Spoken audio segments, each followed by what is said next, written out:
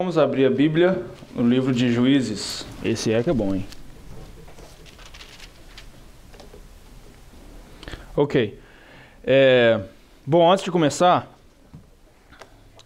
queria só falar algumas coisinhas. Quantos aqui a sua vida espiritual é uma montanha russa? Sobe e desce. Uma semana você está bem, outra semana podia estar melhor. Outra semana parece que você e Deus estão em lados opostos da existência. Na outra semana vocês estão bem, tá legal, faz a lição todo dia, estuda a meditação todo dia, tá aquele revivamento, você acorda cedo para orar e é aquela beleza. Mas aí semana que vem as coisas dão meio errado. Aí você já chuta o balde. Vou dormir, vou assistir um filme. É assim mais ou menos a sua vida espiritual? Ou é só eu que sou assim? Não, eu sou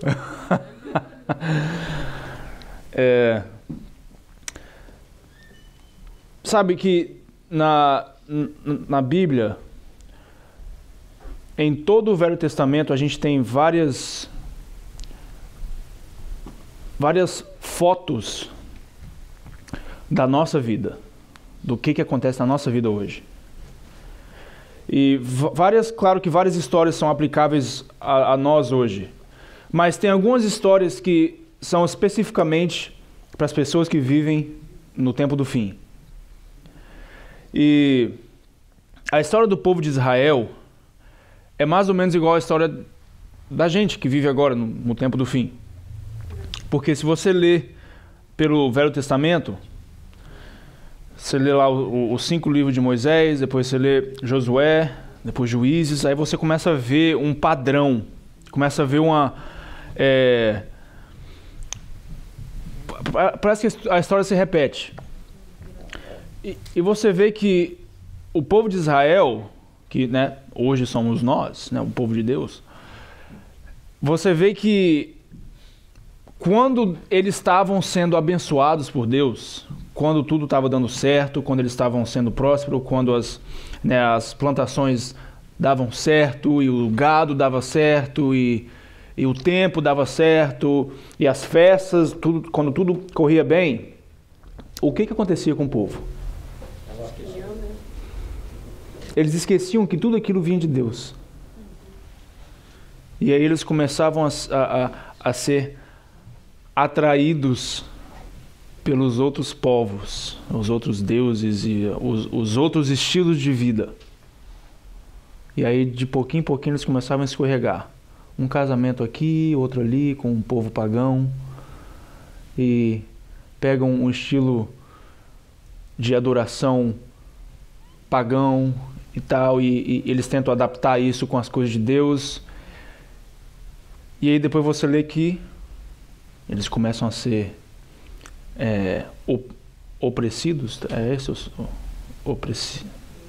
oprimidos, que em inglês é oppressed, então, oprimidos pelos outros povos, e aí começa a dar errado, aí tem batalhas, e eles perdem as batalhas, e muita gente morre, tem doenças, e tem isso, aquilo, e o que acontece com a espiritualidade deles?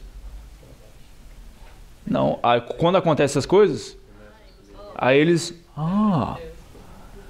quando a gente estava bem, quando a gente estava obedecendo, quando a gente estava fazendo as coisas certas, as coisas iam bem pra gente. Então vamos voltar para Deus. E a gente tem uma visão, geralmente a gente tem uma visão distorcida do Deus do Velho Testamento. A gente pensa que o Deus do Velho Testamento e o Deus do Novo Testamento é assim, 2 deuses diferentes, Que Jesus é aquele carinhoso, aquele que perdoa, aquele que não guarda ofensa, não guarda mágoa, e que Deus o Pai, não, era o severo, que tinha que fazer isso, tinha que fazer aquilo, guerra e mata, e Mas na verdade não era assim, não. Porque o Deus do Velho Testamento, que é Jesus também, antes da encarnação, é um Deus muito paciente, é um Deus muito amoroso e de segundas e terceiras e centenas de chances E às vezes a gente não pensa nisso. Tem uma história no livro de Juízes que retrata muito bem o que está acontecendo hoje e o que vai acontecer daqui para frente na nossa vida antes da vinda de Jesus. Capítulo 2, a gente não vai ler tudo porque eu quero chegar até o capítulo 8. Então, obviamente eu não vou ler tudo. Mas a gente sabe que o povo de Israel passou por 400 anos de escravidão no Egito, certo? 400 anos de um estilo de vida primitivo, em que eles eram movidos pelas emoções, movidos pelo instinto, como animais. E nem guardar o sábado eles podiam, 400 anos assim. Até que chega o ponto que eles meio que esquecem de Deus. E aí Deus resgata o seu povo da escravidão do Egito, chama Moisés, e aí tem aquela história toda dos 40 anos de travessia caminhando no deserto. E aí Moisés morre. Quando ele morre, ele já consegue ver a terra prometida. E aí quem fica no lugar dele? Josué fica no lugar dele. E aí Josué, tremendo guerreiro, conquista muitas terras, muitas nações, mas não todas. E aí o povo, na mão de Josué, vê quem é o Deus de Israel. E aí tem aquela renovação de novo. E aí eles colocam a vida em dia e vamos conquistar e tal. Tá tudo bem. Até que Josué morre. O que acontece quando um profeta morre? Juízes 2, verso 8. Faleceu, porém, Josué, filho de Num, servo do Senhor, da idade de 110 anos. Verso 11. O que diz o verso 11 agora? Então fizeram os filhos de Israel o que parecia mal aos olhos do Senhor, e serviram aos Baalins, e deixaram o Senhor. No início do verso 12. Por que acontece isso, né? Quando morre o líder, os liderados morrem também espiritualmente. A gente tem que parar de olhar para os líderes e olhar para o Deus dos líderes, né? Que ele nunca morre. Ele nunca nos deixa. Mas ok, morreu Josué. E o que Deus ia fazer agora? Porque quando Josué morreu, eles começaram de novo a serem oprimidos pelos países ao redor.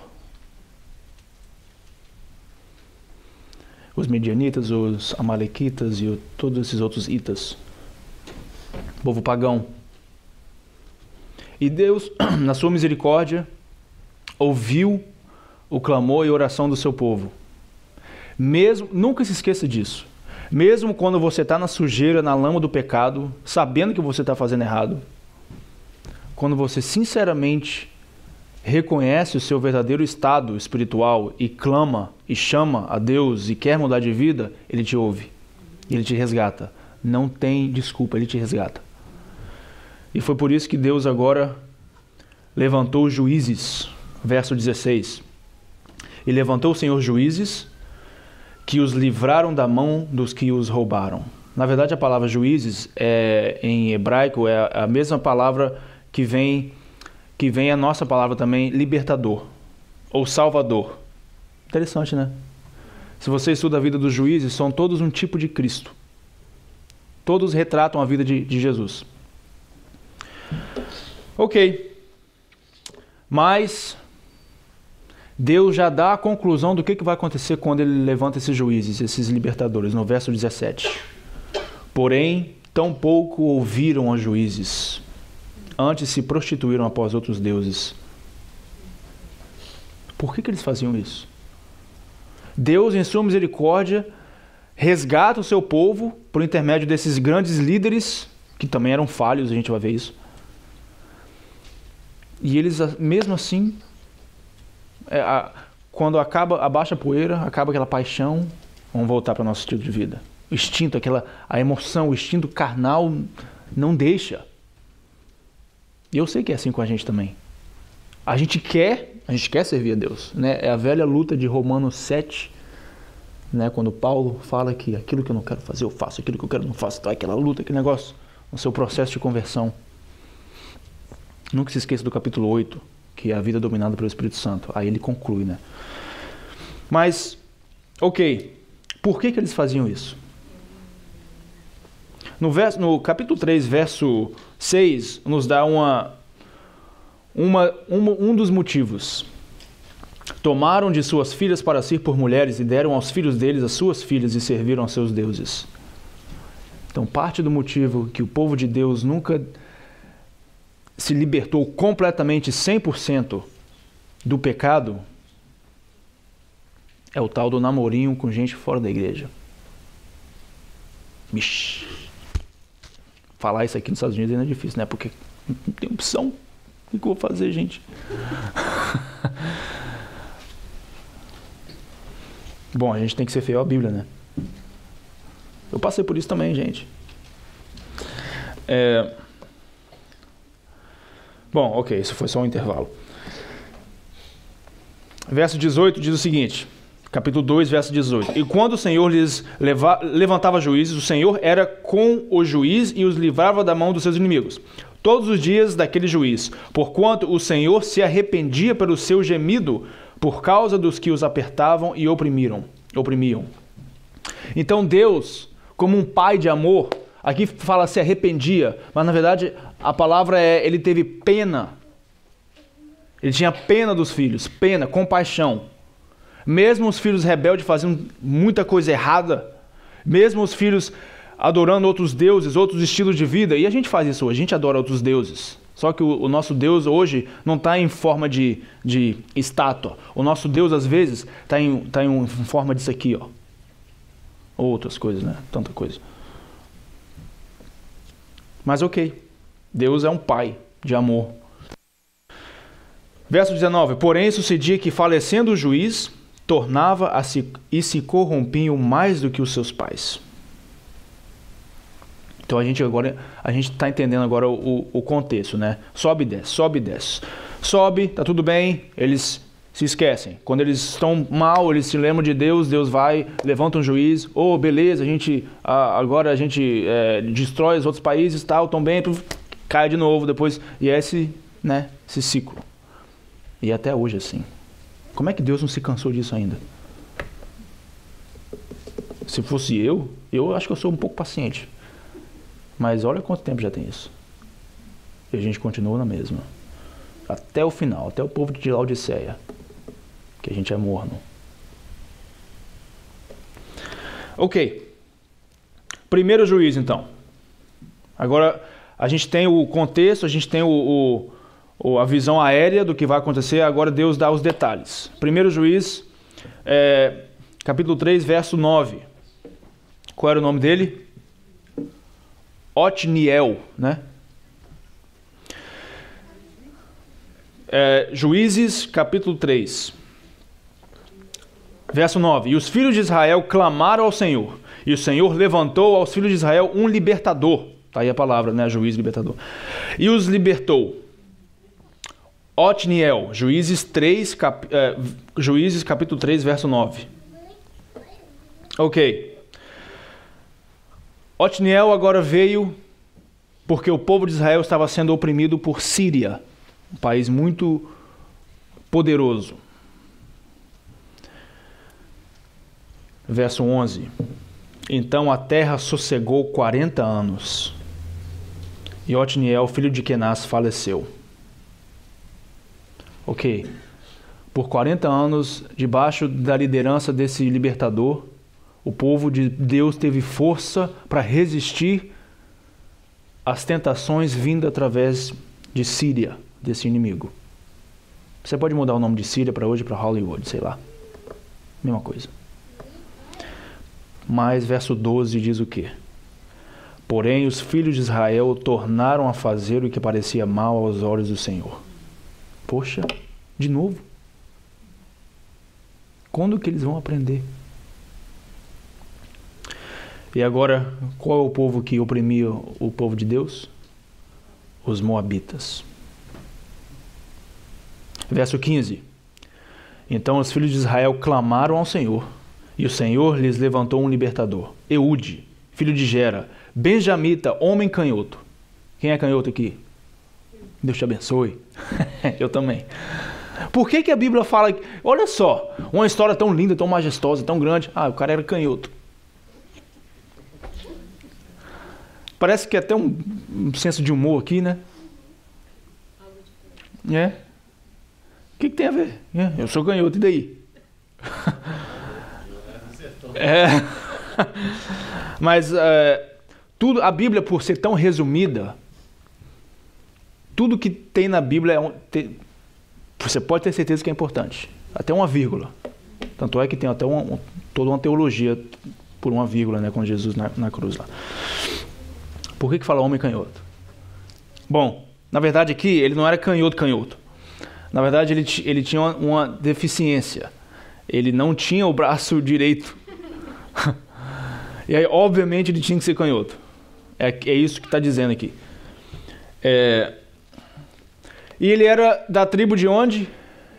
Benjamim. O que quer dizer a palavra Benjamim? Filho da mão direita. Ele não tinha mão direita. Agora, ok, tudo bem, legal, bom fato, mas por quê? Não, mas a palavra aqui em hebraico esse canhoto é como se fosse uma deficiência física. É como se fosse, ele era coxo, né? Eu não sei, como é que... Existe uma palavra para o português?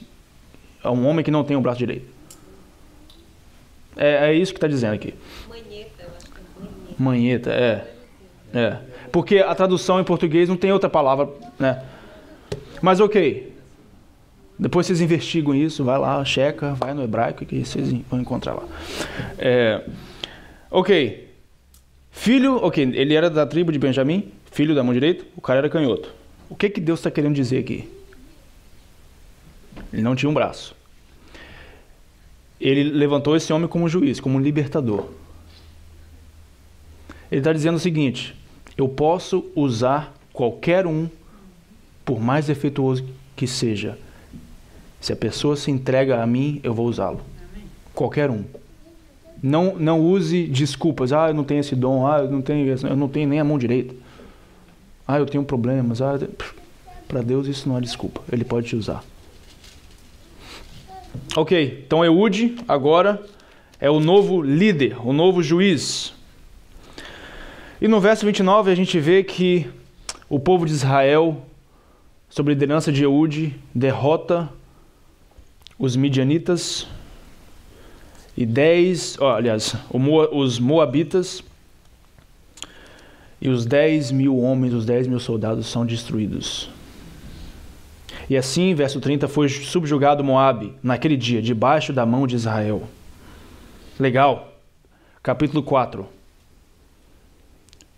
Porém, os filhos de Israel tornaram a fazer o que parecia mal aos olhos do Senhor, depois de falecer Eude. Caramba!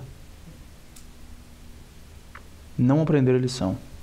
Eles viram, obviamente, que Deus, mesmo usando um canhoto, um aleijado, obviamente a vitória veio de Deus. Ok, agora passou, poeira baixou, a gente está bem, esquece. É isso aí. E agora Deus, claro que no verso 2 diz que eles foram agora oprimidos por Canaã, povo de Canaã, os cananitas. E agora Deus só para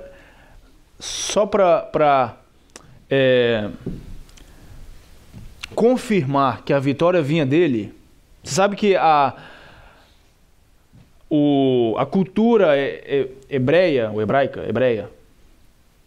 era assim, hoje a gente diria que era uma cultura machista, né? Que os homens têm mais autoridade, as mulheres não têm muito crédito quando falam, quando lideram e tal. E quem que Deus usa? Deus já usou um aleijado. Quem que Deus vai usar agora? Débora.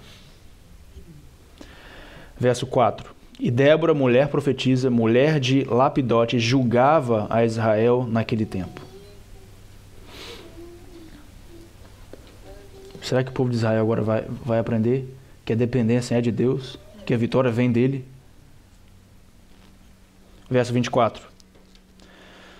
E continuou a mão dos filhos de Israel a lutar e a endurecer-se sobre Jabim.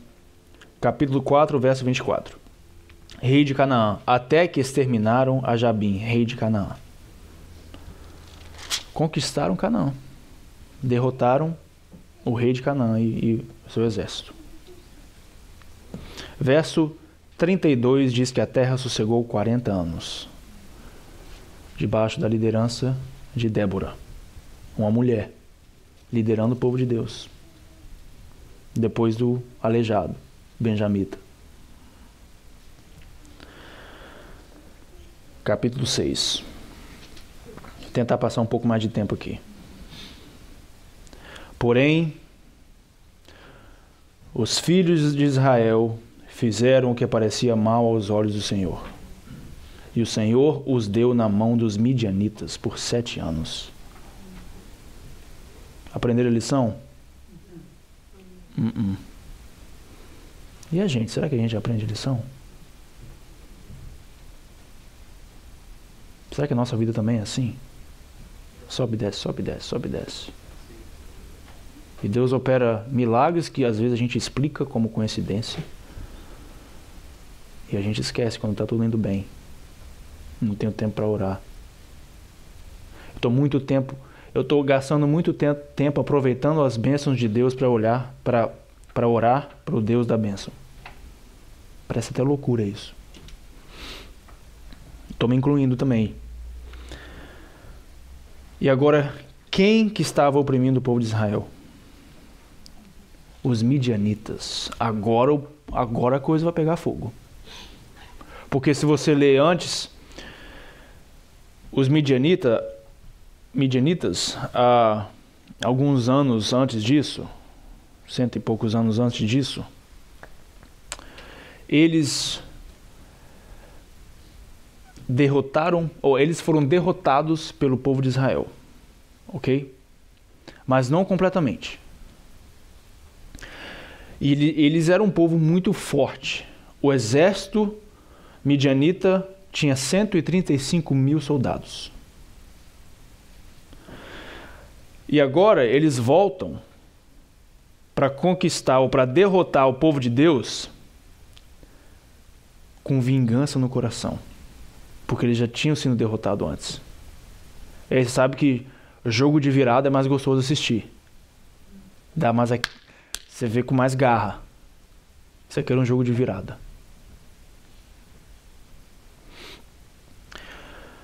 O exército do povo de Israel tinha 32 mil pessoas. 32 mil soldados. Quanto que tinha o exército dos midianitas? 135 mil. Batalha perdida. A guerra já era. Se você olhar para a lógica humana, não tem jeito. Quem que Deus chama agora? Agora é Gideão. Gideão era um homem muito corajoso, forte, líder, confiante. Tudo o contrário disso. Ele usou primeiro um aleijado, depois uma mulher. Agora Gideão, quem é Gideão? Ele mesmo já fala quem ele é, né?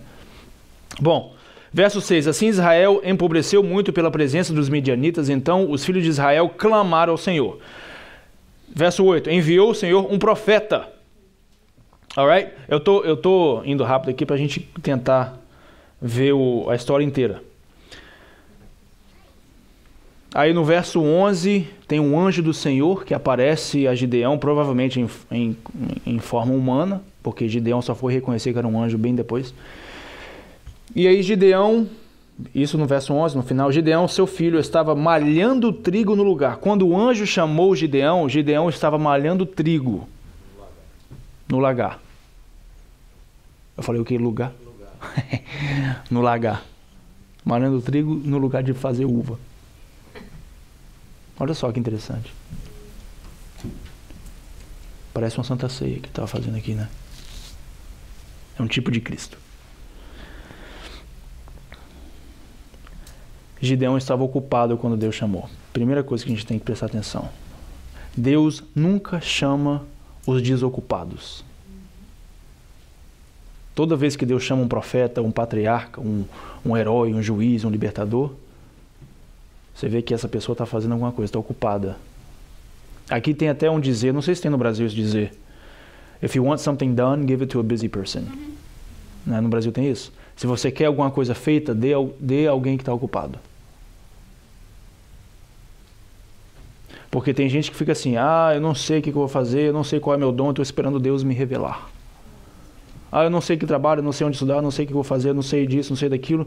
Eu vou orar e vou esperar Deus me revelar. Vou esperar. Não é assim. A gente tem que fazer o nosso melhor, a gente tem que já começar a fazer agora. E aí Deus te chama.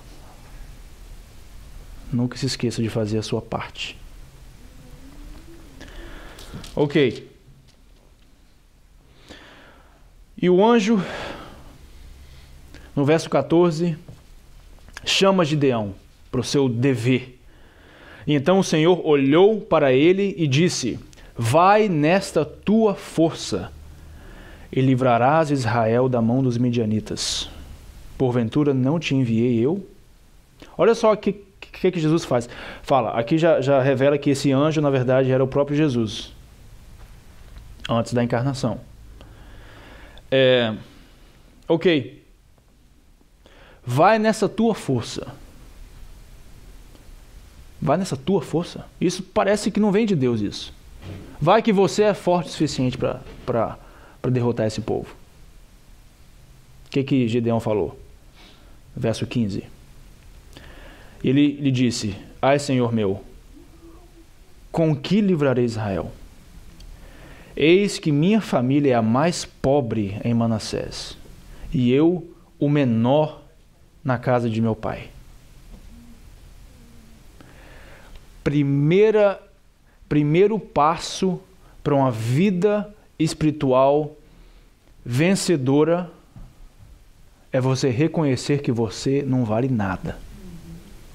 Hoje é politicamente incorreto falar isso, né? Porque hoje você tem que ter autoestima lá em cima, você tem que ter autoconfiança, auto isso, auto aquilo, autoajuda. Você tem que reconhecer que de alto você não tem nada. Você depende completamente de Deus. Todo o fôlego que você toma vem de Deus. E é fácil a gente esquecer disso, porque Deus abençoa a gente tanto.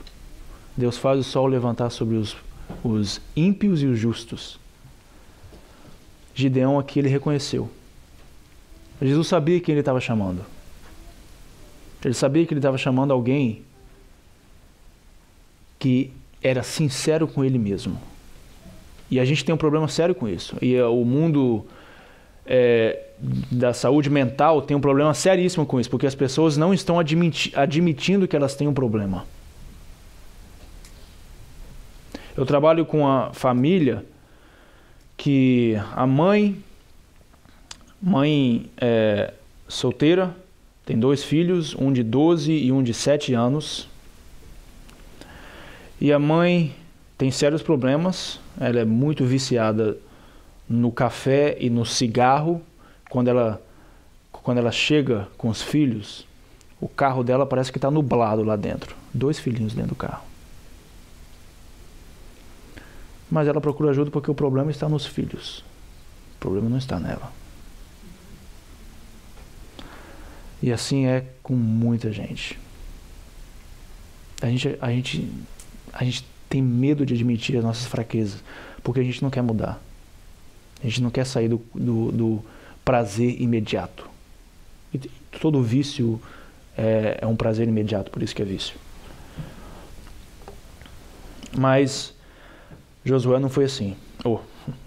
Gideão não foi assim. Verso 16. E o Senhor lhe disse: porquanto eu hei de ser contigo. Ah, que bom ouvir isso. Tu ferirás os midianitas como se fosse um só homem. Qual o tamanho do exército dos midianitas? 135 mil. Qual o tamanho do exército de Israel? 32 mil. E agora, Jesus vem para Gideão e fala: você vai derrotar esse povo todo como se eles fossem um só homem. Que promessa, né? Qual o tamanho do seu inimigo? Qual o tamanho do seu pecado? Qual o tamanho do seu problema?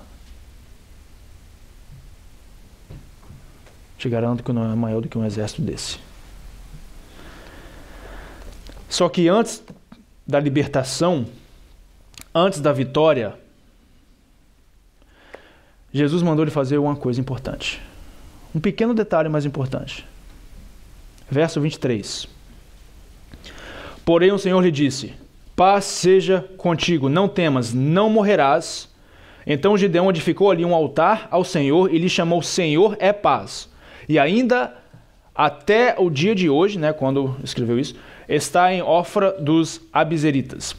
E aconteceu, verso 25, naquela mesma noite que o Senhor lhe disse: toma o boi de teu pai, a saber, o segundo boi de 7 anos, e derriba o altar de Baal, que é de teu pai, e corta o bosque que está ao pé dele. Então, o que Deus manda Gideão fazer antes da vitória? Deus já prometeu que a vitória já está garantida.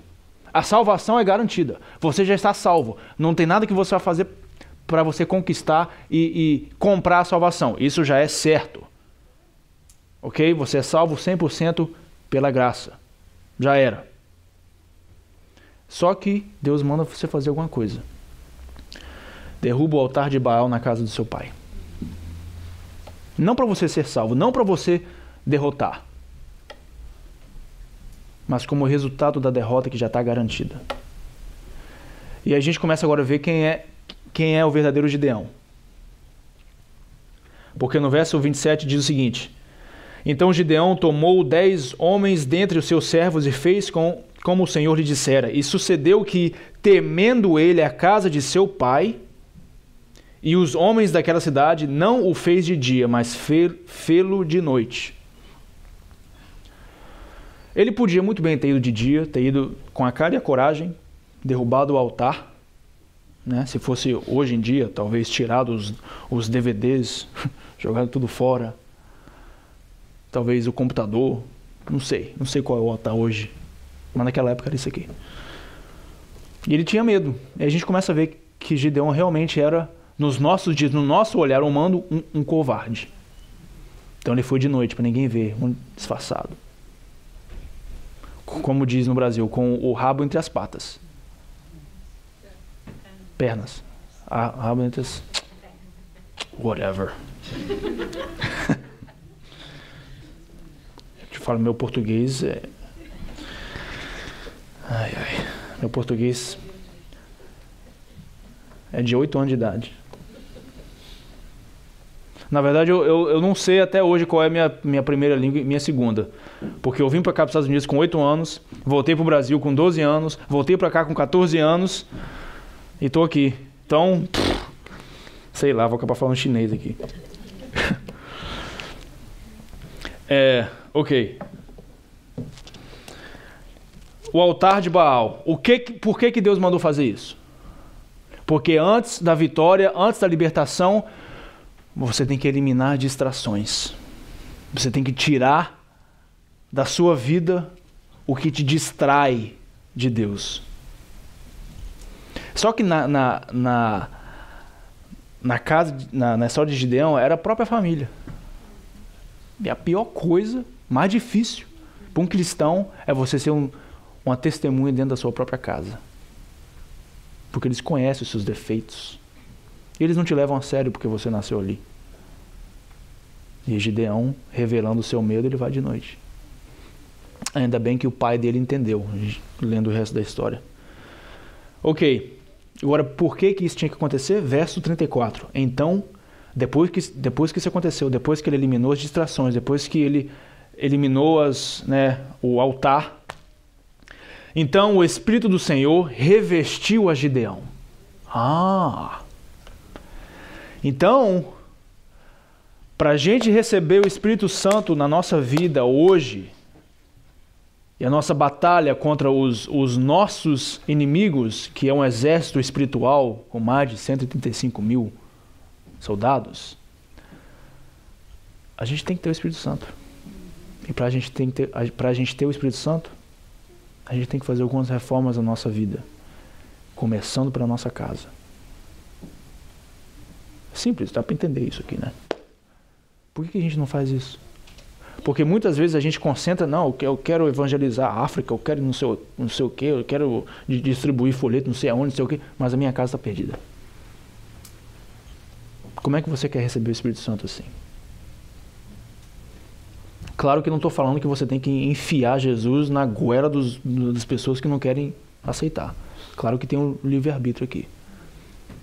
Mas pelo menos você faz o seu melhor. Ok. Então agora Gideão fez essa reforma. Está cheio do Espírito Santo. E agora a introdução acabou. Capítulo 7. Então Gideão se levantou de madrugada, e todo o povo de Israel que com ele havia, e se acamparam junto à fonte de Arode, de maneira que tinham o arraial dos midianitas para o norte, pelo outeiro de Moré, no vale. Esse vale aqui, onde Gideão estava, é conhecido como o Vale de Megido, né? E a gente sabe da Apocalipse, né? Da batalha do Armagedon, aquele negócio todo, que na verdade é uma guerra espiritual que todos nós lutamos. E a palavra Gideão vem também da palavra Armagedon. Então é uma outra pincelada que Deus está nos dando para indicar que essa história é a nossa história. Nos nossos dias, nos tempos proféticos, para vencer os inimigos espirituais que a gente tem. E vão vir através, né, de Apocalipse 13, você estuda, através da junção entre Igreja e Estado, Estados Unidos e Roma. E aí vão ser os nossos midianitas. E com certeza a gente não tem poder nenhum para derrotar esse exército. E a gente tem que fazer algumas reformas na nossa vida, começando pela nossa casa, para a gente receber o Espírito Santo. Essa é a nossa história. Só que o núcleo da história está aqui no capítulo 7. Verso 2, e disse o Senhor a Gideão, muito é o povo que está contigo, para eu dar os midianitas na sua mão, a fim de que Israel se não glorie contra mim, dizendo, a minha mão me livrou. Olha que absurdo aos olhos humanos que Deus fala aqui. Gideão está com um exército de 32 mil pessoas. Ele vê lá embaixo, no vale de Megido, um exército de 135 mil pessoas. E aí Deus chega para Gideão e fala, você está com muita gente. Que? Seu exército é muito grande. Que isso? Infelizmente, na nossa vida, na nossa igreja, corre o risco de ser assim. A maioria só está aqui para esquentar banco. Quando vem o aperto, o que acontece? A história nos fala. Verso 3. Agora, pois, apregou os ouvidos do povo, dizendo, quem for covarde e medroso, que volte e vá-se apressadamente das montanhas de Gileade. Então voltaram do povo 22 mil, e 10 mil ficaram. Ouch! Eu imagino Gideão agora falando isso, tremendo o joelho, né? Então, quem tiver com medo... E ele estava com medo? Estava. A história vai falar aí depois que ele estava com medo. Mas ele estava tendo uma função. Existe uma diferença muito pequena entre um herói e um covarde. Os dois têm o mesmo tanto de medo. O herói não é aquele que não tem medo. Aquele que não tem medo é tolo. O herói tem medo. Mas a diferença entre o herói e o covarde é que mesmo com medo, o herói vai à frente, porque ele sabe que não é ele que está no controle. Ele sabe que tem alguém no controle. Ok. E aí Gideão fala isso, ó, quem está com medo, pode ir embora. E ele vê aquela multidão levantando. 22 mil pessoas. Todo mundo embora. O que passou pela cabeça de Gideão aí? Ai, meu pai, se tivesse um buraco, ele se enfiava. Ai, ai. Ok. Isso também revela o amor de Deus pelo seu povo. Isso também revela o amor de Deus por aqueles que ainda não estão preparados. Deus só permite você passar por uma provação que você aguente passar. Então isso aqui foi um ato de amor de Deus. Porque a gente vê que Deus não condenou os que foram embora. Deus entende. Ele te alcança onde você está. Infelizmente, às vezes a gente não nos entregamos completamente. E por amor, Deus deixa a gente escapar. Ok. Então tá, agora vocês estão com 10 mil pessoas. E os midianitas eram quantos? 135 mil. Já é assim uma matemática absurda. Já desistiu, a batalha já está perdida aqui. E o que Deus fala? Verso 4. E disse o Senhor a Gideão: ainda muito povo há. Gente. Aí Deus manda eles fazer um teste. Tem muita gente ainda, 10 mil, muita gente.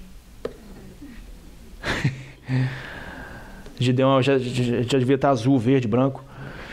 E aí Deus fala assim: olha, Gideão, vai pro lago ali e você faz um teste. A pessoa que se ajoelhar e botar o rosto dentro da água e beber e tomar o tempo, você para. Eles não vão. E a pessoa que lamber a água como um cão, né, botando a mão até a boca, esse fica. Por quê? Por que Deus compara com um cachorro aqui? Você já viu um cachorro bebendo água? Ou até comendo? O que está acontecendo com os olhos do cachorro quando ele está bebendo água? Você já reparou? Sério mesmo? Ele está assim, ó. Tanto é que se tiver um cachorro, não um cachorro bonitinho, que já está, né, paparicado e tal, mas um cachorro no seu instinto normal, está bebendo água lá no canto, você chega perto, o que acontece? Vigiando.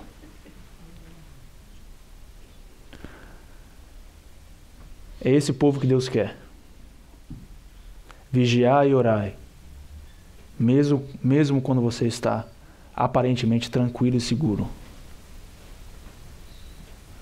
Porque o diabo anda ao derredor como um leão, buscando a quem tragar.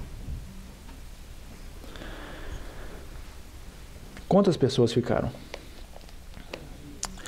Verso 6. E foi o número dos que lamberam, levando a mão à boca, 300 homens.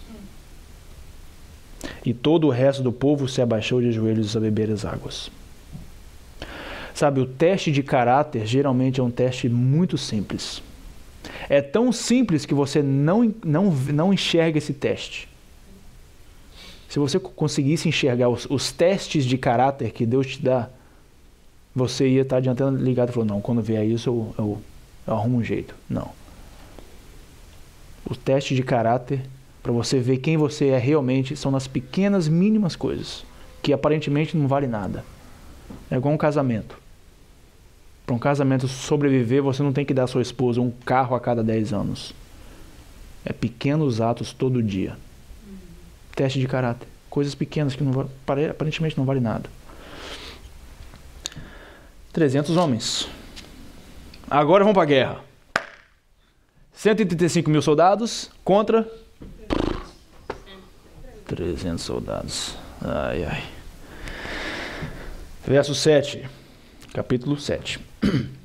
E disse o Senhor a Gideão: com estes 300 homens que lamberam as águas, vos livrarei e darei os midianitas na tua mão, pelo que toda outra gente se vá, cada um ao seu lugar.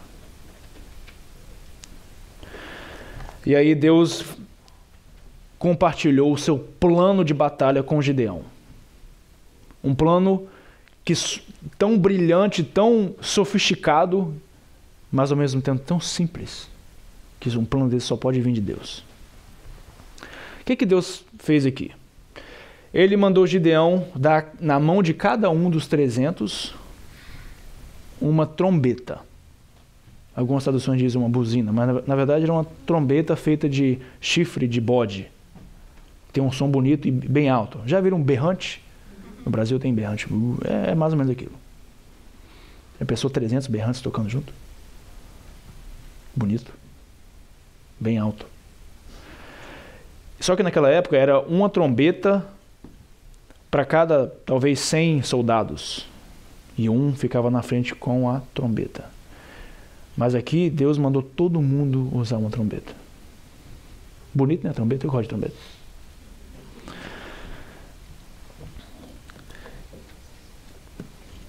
E o povo tomou na sua mão, verso 8, a provisão e as suas buzinas.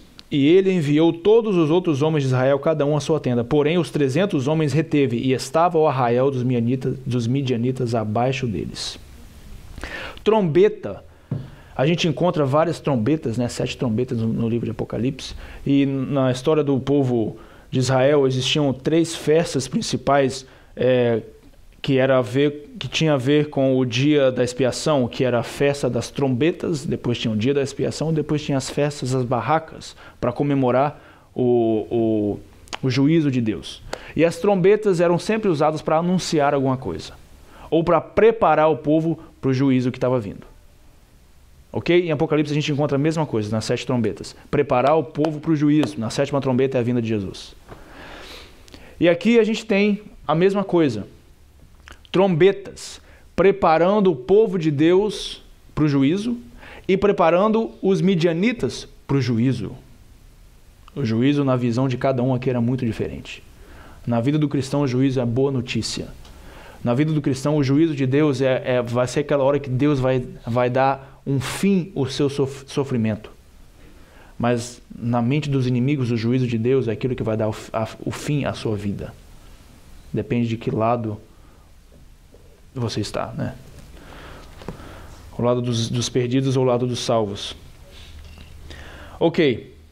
Verso 9. E sucedeu que naquela mesma noite o Senhor lhe disse: levanta-te e desce ao arraial, porque eu o tenho dado na sua mão. Olha que interessante. Jesus já fala que eu já dei os midianitas na sua mão, já são seus.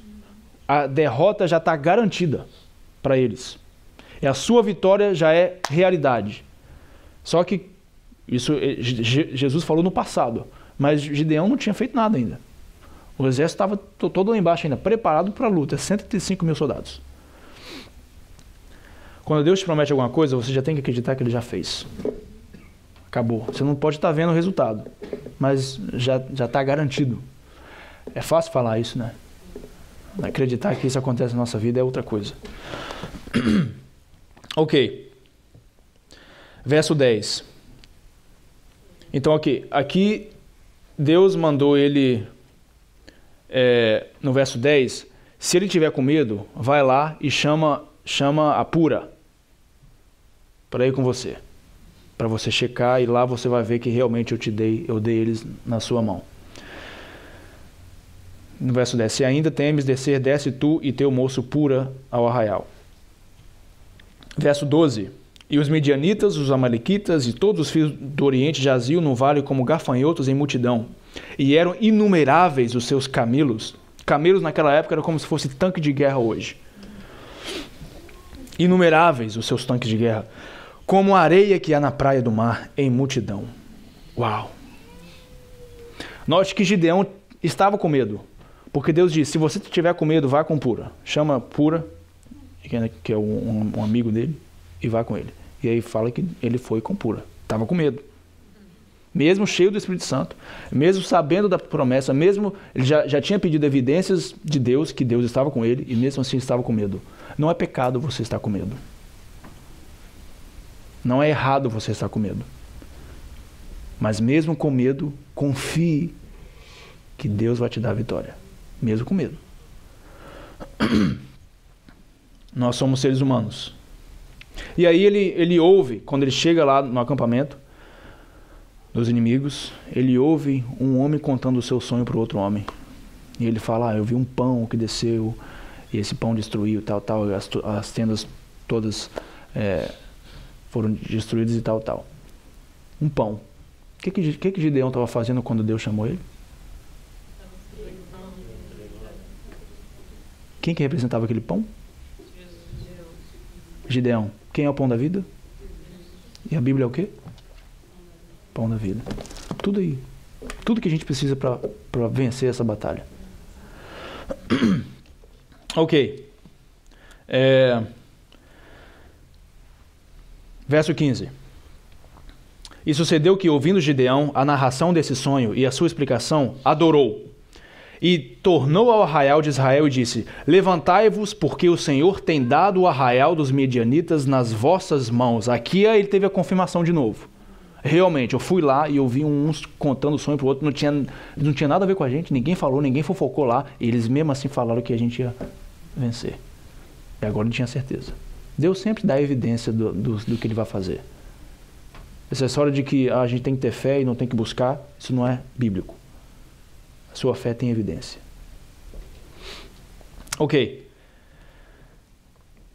Verso 16. Então repartiu 300 homens em 3 esquadrões e deu-lhes a cada um nas suas mãos buzinas e cântaros vazios com tochas nelas acesas. Esse verso tem tanto simbolismo legal aqui que não vai nem tempo para coisar. Mas ok. Tocha, fogo, Espírito Santo, tal, a palavra de Deus, trombeta, julgamento. Então isso tudo já na preparação para a guerra. E disse-lhe, verso 17, olhai para mim e fazei como eu fizer, e eis que chegando ao extremo do arraial, será que como eu fizer, assim farei vós. Gideão aqui, ele estava sendo agora, mesmo com medo, mesmo sendo simples, mesmo sendo humilde, mesmo reconhecendo a sua fraqueza, o que ele fez? Ele tomou a frente dos 300 homens e falou, agora vocês todos vão atrás de mim. Vocês vão me imitar. O que eu fizer, vocês vão fazer. Olha só. Que coragem desse descorajoso. Inventei uma palavra?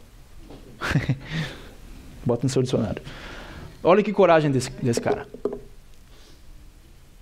A gente tem que imitar o nosso líder. Gideão é um tipo de Cristo. Sede meus imitadores, assim como eu sou de Cristo, Paulo disse. Gideão está fazendo a mesma coisa aqui. O que eu fizer, vocês vão fazer. Tremendo nas bases, mas vão fazer.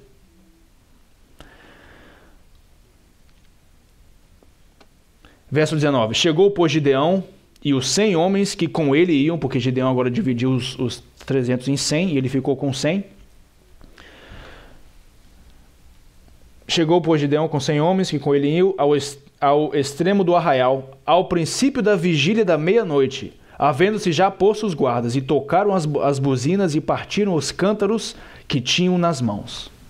Então eles partiam esses potes com fogo, quando quebra o pote de fogo, o oxigênio entra e dá aquela explosão. 300 homens com esses potes de fogo, representando o Espírito Santo. E o pote representa o quê? Nós. Pode falar? Madrugada, eu vou chegar aí. E a madrugada representa o quê? Gente, a primeira coisa que a gente tem que fazer é colocar a nossa vida nas mãos de Deus. Quando você abre os olhos de manhã. Nós somos potes de barro, moldados por Deus, cheios de fogo, cheios do Espírito Santo, anunciando com a trombeta do juízo que Deus está voltando e que essa batalha já é vencida. Olha tanto simbolismo legal que a gente tem aqui. Tanta promessa de vitória que a gente tem nessa história. Eu nem sei quanto tempo eu estou pregando, eu tenho que ir para Brockton ainda. Mas não acabou não. No princípio da vigília da meia-noite, outro motivo porque essa troca foi feita na meia-noite. Esse início de batalha foi feito na meia-noite. Porque era a troca da vigia. Da vigília. Vigia ou vigília? Da vigia. E a gente pensa assim, não, se é a troca da vigia, ou seja, claro que durante a madrugada ficavam os guardas, né, de vigia ao redor do acampamento. Então, na troca da vigia, tinha 2 guardas em cada posto, para, né, um revezar com o outro. Um vai dormir e o outro começa o posto. Então tinha mais guardas de vigia. Ok, mais um motivo para dar medo em Gideão ir lá à meia-noite. Por outro lado, na troca da vigia é um momento de vulnerabilidade dos soldados. Porque um está tão cansado, já doido para dormir, porque ficou lá até meia-noite, e outro acabou de acordar, está sonolento, não está prestando atenção, vai tomar o lugar dele. Nessa hora que Deus manda atacar. Interessante, né? Ok. Tocaram as buzinas e partiram os cântaros que tinham nas mãos. Verso 21. E ficou-se cada um no seu lugar ao redor do arraial. Então todo o exército deitou a correr e gritaram e fugiram. Então imaginem só a cena, o povo, o exército inimigo, 135 mil aqui no vale, e os 300 homens de Gideão ao redor, nas montanhas, de noite, de madrugada, e eles começam a ouvir as trombetas. E eles, de madrugada, e eles começam a ver o quê? As explosões de fogo na mão de cada um. 300 trombetas e 300 potes com fogo dentro. E eles não conseguem ver ninguém de madrugada. E eles gritam, o exército de Gideão. E eles falam, fica aí. Agora imagina o medo desse povo. Era um povo corajoso, obviamente. Mas você ficando em pé perante um exército de 135 mil soldados, você sabe que você, se eles te atacarem, já era. E Gideão fala, fica aí. Continue tocando a trombeta no seu lugar, não saia. Aí imagina, o pessoal começar a vir aqui, vai vir igual um tsunami aqui para cima de mim, eu tô morto, já era, fica aí. Sabe, às vezes a gente tem que ficar firme na verdade, custe o que custar. Parece que o mundo inteiro está caindo em cima de você, mas fica firme. O que Deus fez? Bom, vou resumir aqui. O que Deus fez? Naquela escuridão, naquele desespero, esse exército ouvindo as buzinas e vendo o fogo e o povo gritando, um começou a matar o outro. E o povo de Deus, firme, com suas buzinas. Vou falar trombeta que fica mais bonito. Suas trombetas. E o fogo na mão. Olha o tanto de simbolismo aí. E os inimigos se matando um ao outro. Porque estava escuro e tinham vários povos, então muitos deles nem se conheciam. E aí pronto. Um arrancando o couro do outro. E o povo de Deus lá só olhando a obra de Deus. Sabe que no final dos tempos, quando acontecer a lei dominical, quando acontecer, isso que já está acontecendo, a união de Estado e Igreja, o termo Babilônia, a gente vai entender realmente o que acontece, porque vai ser uma confusão. Vai ser uma confusão. E muita gente não vai se entender. E o povo de Deus, firme, parece que a gente vai ser derrotado, mas a gente vai ver a obra de Deus. A gente vai ver a confusão deles e a clareza nossa. Nossa como povo de Deus. Não só como igreja, mas como povo de Deus. Muitos vão entrar e muitos vão sair. Essa história é a história da sua vida, a história da nossa vida, que vivendo nos dias de hoje. E a gente vê que Gideão persegue os outros que fugiram, porque, os que se mataram foram 120 mil homens, isso está no capítulo 8, verso 10. 120 mil homens se mataram um ao outro, o resto fugiram. Fugiram. E aí o povo de Gideão, o exército de Gideão, foram atrás deles, correndo, perseguindo os inimigos. E perseguiram muito, eles estavam com fome e perseguiram. Tanto é que teve um ponto que, na travessia do Rio Jordão, Gideão pediu pão. E eles recusaram dar pão ao povo de Gideão. O que é o pão? Palavra de Deus. Sabe que às vezes até a palavra de Deus não vai estar disposta a nós o tempo todo. E a gente tem que estar cheios desde o começo. Porque se algum dia você não tiver acesso a esse livro, é bom ele estar na sua mente.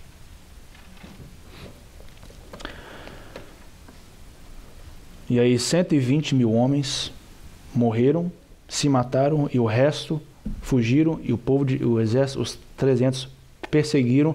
A essa altura do campeonato, Josué chamou os outros povos de Israel, então já chamou os outros para completarem os 32 mil que estavam no começo, e eles viram que a vitória estava vindo de Deus, aí sim, aí eles começaram a perseguir. E aí agora eles estavam maior número do que o exército inimigo. Ponto final. Deus é brilhante com sua estratégia de guerra.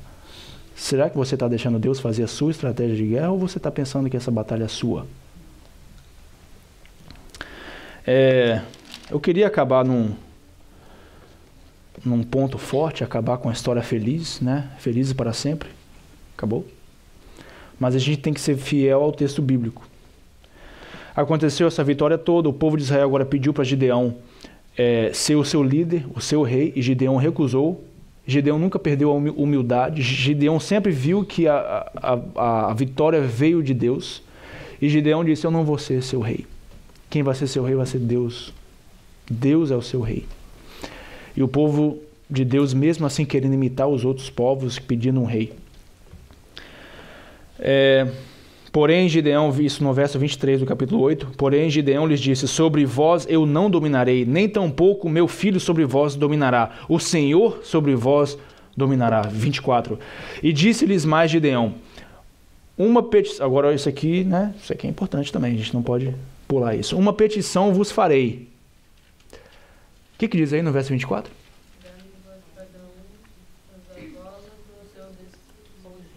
Dá-me cada um de vós os pendentes do seu despojo, porque tinham pendentes de ouro, porquanto eram ismaelitas. Isso aqui também é politicamente incorreto falar na igreja, né? Não na nossa, assim, mas... O que tem a ver joias com isso? Gideão agora pede para todo mundo tirar joia. Só que Gideão comete um erro aqui. Gideão faz uma imagem com as joias do povo. Deus nunca mandou ele fazer isso. Claro que as intenções de Gideão foram boas, de fazer, né, uma imagem para comemorar a vitória de Deus, e com aquela imagem o povo ia lembrar de Deus, mas o povo não é assim. O povo agora fez a imagem o objeto de adoração, ao invés do Deus do memorial. Ok. Verso 28. E assim foram abatidos os midianitas diante do filho de Israel, e nunca mais levantaram a sua cabeça, e sossegou a terra 40 anos nos dias de Gideão. Eu nem queria ler o verso 33, mas eu vou ter que ler. E sucedeu que quando Gideão faleceu, os filhos de Israel se tornaram e se prostituíram após os Baalins, e puseram a Baal Berite por Deus. 34. E os filhos de Israel se não lembraram do Senhor, seu Deus, que os livrara da mão de todos os seus inimigos ao redor. Que final, né? Eles aprenderam a lição?